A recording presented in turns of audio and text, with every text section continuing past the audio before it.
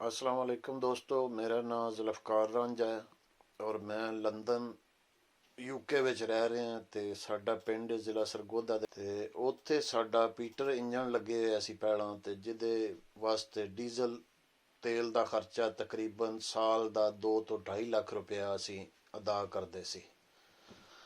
ਤੇ ਪਿਛਲੇ ਸਾਲ ਮੈਂ ਗਿਆ ਦਸੰਬਰ ਵਿੱਚ, ਤੇ ਮੈਂ ਕਿਹਾ ਵੀ ਚਲੋ ਅਸੀਂ ਕਿਉਂ ਨਾ ਸੋਲਰ ਪਲੇਟਾਂ ਲਾ ਕੇ ਤੇ ਉਹਦੇ ਉੱਤੇ ਆਪਣਾ ਪਾਣੀ ਦਾ ਸਿਸਟਮ ਕਰ ਲਈਏ।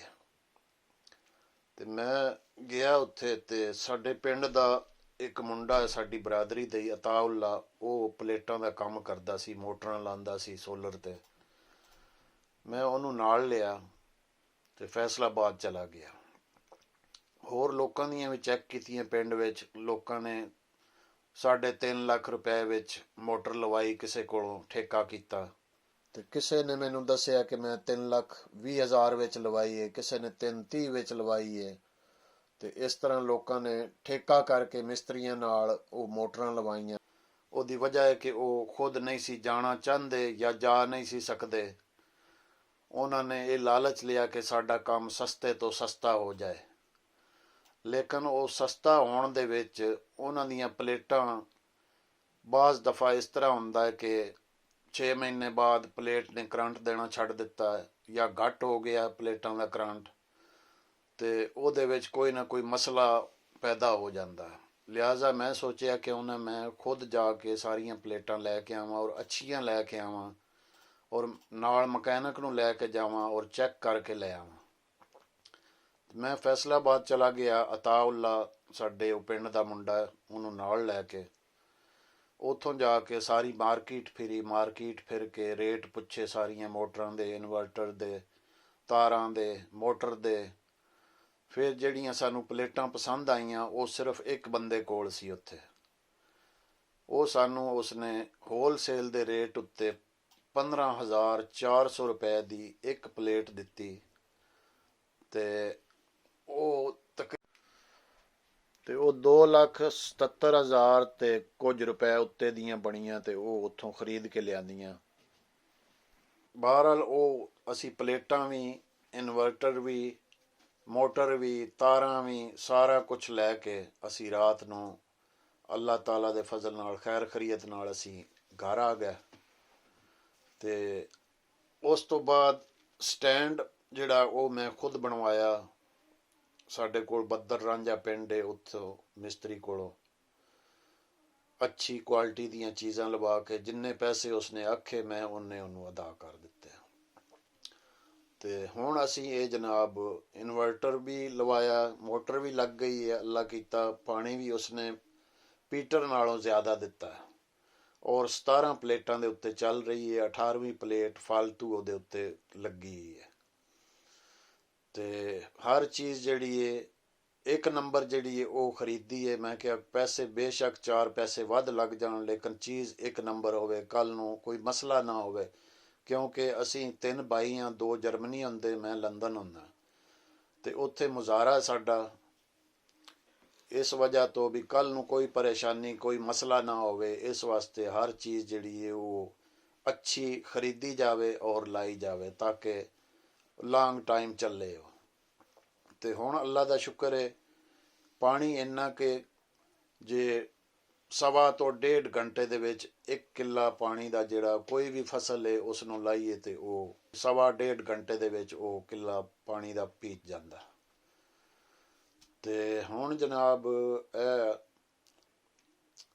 ਨਾਲ ਅਸਾਂ ਉੱਥੇ ਮੈਂ 3 ਏਕੜ ਵਿੱਚ ਤਕਰੀਬਨ ਸੀਡਲੈਸ ਨਿੰਬੂ ਵੀ ਲਾ ਕੇ ਆਇਆ। ਤੇ ਅੱਲਾ ਦੇ ਫਜ਼ਲ ਨਾਲ ਸਾਰੇ ਪੌਦੇ ਚੱਲ ਗਏ, ਕੋਈ ਪੌਦਾ ਵੀ ਨਹੀਂ ਸੁੱਕਿਆ। ਤੇ 400 ਪੌਦਾ ਫੀ ਏਕੜ ਮੈਂ ਲਾਇਆ 10 ਬਾਈ 10 ਫੁੱਟ ਦੇ ਫਾਸਲੇ ਤੇ।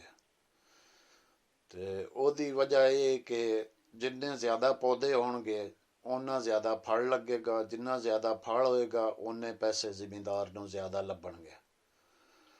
ਤੇ ਇਹ ਸਾਡਾ ਸਿਸਟਮ ਹੈ ਸਾਰਾ। ਇਹ ਪਹਿਲਾਂ ਵਾਲਾ ਬੋਰ ਹੈ ਸਾਡਾ ਜਿਹੜਾ ਪੀਟਰ ਦਾ, ਉਹ 5-6 ਦਾ ਸੀ, ਤੇ ਉਸੇ ਬੋਰ ਦੇ ਉੱਤੇ ਉਹ ਮੋਟਰ 10 ਹਾਰਸ ਪਾਵਰ ਦੀ ਉਹ ਚੱਲ ਰਹੀ ਹੈ। ਤੇ ਪਾਣੀ ਵੀ ਜਿਹੜਾ ਉਹ ਮਾਸ਼ਾਅੱਲਾ ਬਹੁਤ ਕੱਢ ਰਹੀ ਹੈ, ਪੀਟਰ ਨਾਲੋਂ ਜ਼ਿਆਦਾ ਕੱਢ ਰਹੀ ਹੈ। ਔਰ ਸਾਹਮਣੇ ਤੁਹਾਨੂੰ ਨਜ਼ਰ ਆ ਵੀ ਰਿਹਾ। ਤੇ ਇਹ ਨਾਲ ਅਸੀਂ ਮੂੰਜੀ ਦੀ ਪਨੀਰੀ ਲਾਈ ਹੈ। ਇਹ ਇਨਸ਼ਾਅੱਲਾ ਜਦੋਂ ਸੀਜ਼ਨ ਆਉਂਦਾ ਮੂੰਜੀ ਦਾ ਤੇ ਉਹ ਲਾਵਾਂਗੇ। ਇਹ ਹੁਣ ਪਾਣੀ ਤੁਹਾਡੇ ਸਾਹਮਣੇ ਕੱਢ ਰਹੀ, ਮੋਟਰ ਭਰ ਕੇ ਪਾਈਪ ਕੱਢ ਰਹੀ ਹੈ। ਔਰ ਤਕਰੀਬਨ ਪਾਈਪ ਤੋਂ 2 ਫੁੱਟ ਅੱਗੇ ਜਾ ਰਿਹਾ ਪਾਣੀ। ਅੱਜ ਵੀ ਲਾਏ ਆ ਪਾਣੀ ਇੱਥੇ ਫਸਲ ਨੂੰ, ਇਹ ਨਿੰਬੂਆਂ ਵਾਲੀ ਜਗ੍ਹਾ ਤੇ, ਕਿਉਂਕਿ ਉਹਦੇ ਵਿੱਚ ਅੱਗੋਂ ਅਸੀਂ ਸਬਜ਼ੀ ਕਾਸ਼ਤ ਕਰਨੀ ਹੈ। ਤੇ ਕਾਫੀ ਅੱਛਾ ਸਿਸਟਮ ਹੈ। ਮੈਂ ਉਮੀਦ ਕਰਦਾ ਕਿ ਤੁਹਾਨੂੰ ਇਹ ਵੀਡੀਓ ਪਸੰਦ ਆਈ ਹੋਵੇਗੀ ਤੇ ਤੁਸੀਂ ਇਹਨੂੰ ਲਾਈਕ ਕਰੋਗੇ, ਸਬਸਕ੍ਰਾਈਬ ਕਰੋਗੇ ਤੇ ਕਮੈਂਟਸ ਦਿਓਗੇ। ਤੇ ਇਨਸ਼ਾਅੱਲਾ ਅੱਗੋਂ ਵੀ ਜਦੋਂ ਇਹ ਨਿੰਬੂ ਵੱਡੇ ਹੁੰਦੇ ਨੇ ਥੋੜੇ, ਫਿਰ ਇਹਨਾਂ ਦੀ ਵੀਡੀਓ ਬਣਾ ਕੇ ਉਹ ਵੀ ਤੁਹਾਨੂੰ ਵਿਖਾਵਾਂਗੇ ਤੇ ਮੂੰਜੀ ਦੀ ਵੀ ਵਿਖਾਵਾਂਗੇ। ਤੇ ਇਸ ਤੋਂ ਇਲਾਵਾ ਮੇਰਾ ਛੋਟਾ ਭਾਈ ਫੈਜ਼ ਰਸੂਲ ਰਾਂਝਾ, ਉਹ ਮਾਰਚ ਦੇ ਵਿੱਚ 2020 ਮਾਰਚ ਦੇ ਵਿੱਚ ਗਿਆ ਸੀ ਬੰਗਲਾਦੇਸ਼।